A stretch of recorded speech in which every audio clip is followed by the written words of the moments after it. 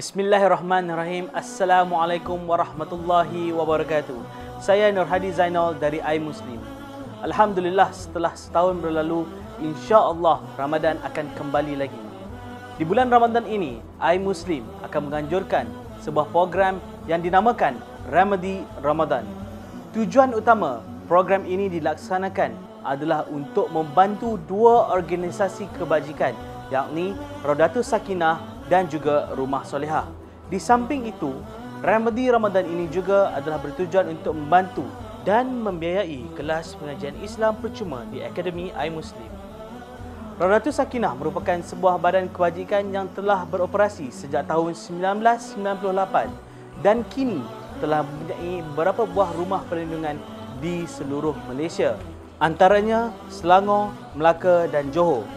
Raudatus Sakinah merupakan sebuah organisasi yang membantu anak muda dalam meningkatkan keyakinan dan jati diri agar menjadi insan yang lebih berpotensi kepada masyarakat. Raudatus Sakinah memerlukan dana untuk menambah baik bangunan kediaman mereka yang sedia ada.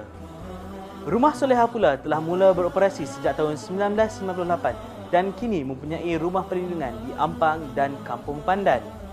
Rumah Solehah adalah sebuah badan yang menumpukan usaha mereka dalam membangunkan insan yang lebih cekal, emosi dan tabah dalam menghadapi ujian kehidupan, di mana penghuninya adalah terdiri daripada golongan kanak-kanak yatim dan mangsa HIV yang memerlukan tempat perlindungan bagi memulakan hidup baru.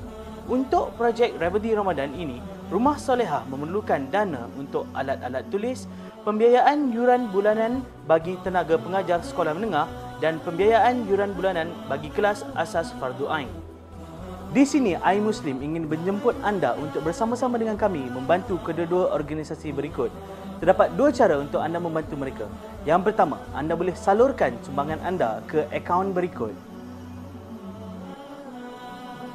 Atau yang kedua, anda boleh bersama-sama dengan kami dalam majlis Iftar Remedy Ramadan di Raudatus Sakinah dan Rumah Solehah. Maklumat adalah seperti yang tertera. Untuk maklumat lanjut, sila hubungi kami di talian 03 7734 7020 atau email kepada admin@imuslim.my. Remedy Ramadan. Marilah kita mengubati jiwa bersama. Assalamualaikum warahmatullahi wabarakatuh.